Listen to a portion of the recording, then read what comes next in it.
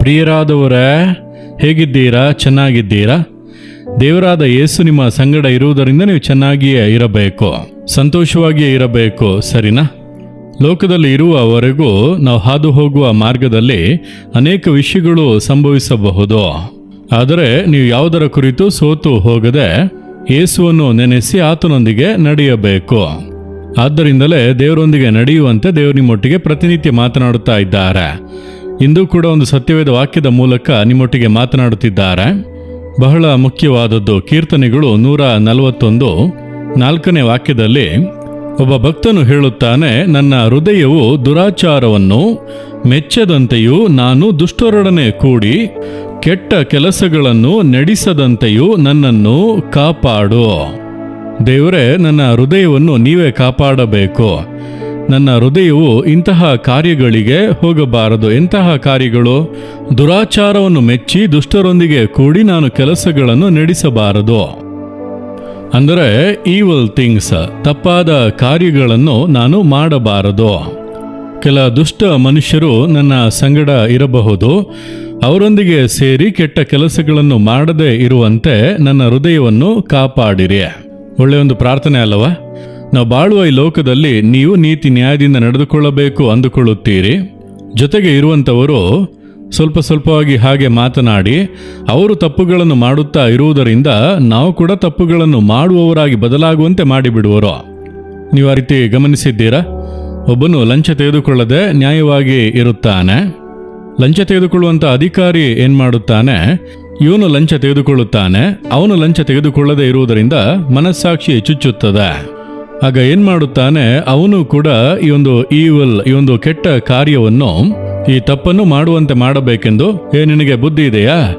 ಎಲ್ಲರೂ ಮಾಡುವುದಿಲ್ಲವಾ? ಮಂತ್ರಿಗಳು ಮಾಡುತ್ತಾರೆ, ಮೇಲಧಿಕಾರಿಗಳು ಮಾಡ್ತಾರೆ, ಅವರು ಇವರೆಲ್ಲ ಮಾಡುತ್ತಾರೆ.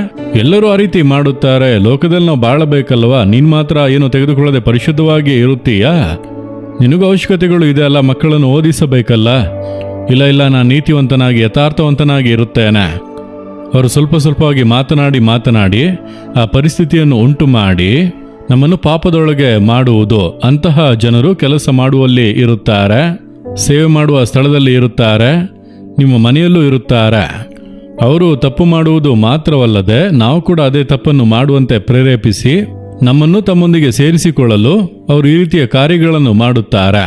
ದಾವೀದನು ಹೇಳುತ್ತಾನೆ, ಇಂತಹ ದುರಾಚಾರಗಳನ್ನು ನಾನು ಮಾಡದೇ ಇರುವಂತೆ, ಆ ದುಷ್ಟರೊಂದಿಗೆ ಸೇರಿ ಅದನ್ನು ನಡೆಸದೇ ಇರುವಂತೆ ನನ್ನ ಹೃದಯವನ್ನು ಕಾಪಾಡಿರಿ. ಸುಂದರವಾದ ಪ್ರಾರ್ಥನೆ ಅಲ್ಲವಾ? ನಾವು ಕೂಡ ಆ ರೀತಿ ಪ್ರಾರ್ಥಿಸಬೇಕು. ದೇವರೇ, ಈ ಕೆಟ್ಟ ಜನರೊಂದಿಗೆ ಸೇರಿ ಅನೇಕರು ಏನು ಹೇಳುತ್ತಾರೆ? ಯಾಕೆ ಕುಡಿಯುತ್ತೀರಿ? ನನ್ನ ಸ್ನೇಹಿತರೊಂದಿಗೆ ಸೇರಿ ಹುಡುಗಾಟಕ್ಕೆ ಕುಡಿಯಲು ಆರಂಭಿಸಿದೆ. ಸ್ವಲ್ಪ ಟೇಸ್ಟ್ ನೋಡು, ಈ ರೀತಿಯಾಗಿ ಕುಡಿಸಿದರು. ನಂತರ ಹಾಗೆ ಸ್ವಲ್ಪ ಕುಡಿದು ದಾಸರಾಗಿ ಬಿಡುವರು.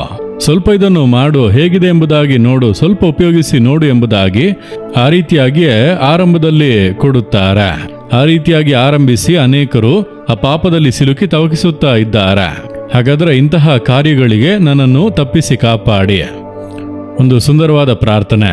ನಾವು ಬಾಳುವಂಥ ಈ ಲೋಕದಲ್ಲಿ ನಮ್ಮನ್ನು ಉರುಳಿಗೆ ಸಿಲುಕಿಸುವವರು ಪಕ್ಕದಲ್ಲೇ ಇರುತ್ತಾರೆ. ತಿಳಿದವರಾಗಿರುವರು, ಒಡನಾಡಿದವರಾಗಿರುವರು.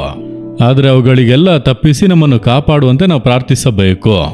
ನೀವು ಕೂಡ ಅದೇ ರೀತಿಯಾಗಿ ಕೆಲವೊಂದು ಕಾರ್ಯಗಳಲ್ಲಿ ಸಿಲುಕಿಕೊಂಡಿರಾ? ಉರುಳುಗಳಲ್ಲಿ ಸಿಕ್ಕಿ ಬಿಡುಗಡೆ ಹೊಂದಲಾಗದೆ ತವಕಿಸುತ್ತಾ ಇದ್ದೀರಾ? ಯೇಸು ಬಿಡುಗಡೆ ಕೊಡುವನು. ದೇವರೇ, ಈ ತಪ್ಪಾದ ಫ್ರೆಂಡ್ಶಿಪ್ನಿಂದ, ಈ ಉರುಳಿನಲ್ಲಿ ಸಿಲುಕಿಕೊಂಡೆ, ನನ್ನನ್ನು ಬಿಡುಗಡೆ ಮಾಡಿರಿ, ನನ್ನನ್ನು ಕಾಪಾಡಿರಿ ಎಂದು ಪ್ರಾರ್ಥಿಸಿ ದೇವರು ಖಂಡಿತ ಸಹಾಯ ಮಾಡುವರು. ಇಂದು ನಿನಗೆ ಸಹಾಯ ಮಾಡುವರು ಮಗನೇ, ನಿನಗೆ ಸಹಾಯ ಮಾಡುವರು ಮಗಳೇ. ನೀನು ಬೇಕೆಂದು ಮಾಡಲಿಲ್ಲ, ನೀನು ಹೋಗಿ ಅದರಲ್ಲಿ ಸಿಲುಕಿಕೊಂಡೆ. ನಿನ್ನ ಸುತ್ತಲೂ ಇರುವಂಥವರು ನಿನ್ನನ್ನು ಆ ಉರುಳಿನಲ್ಲಿ ಸಿಲುಕಿಸಿ ಬಿಟ್ಟರು.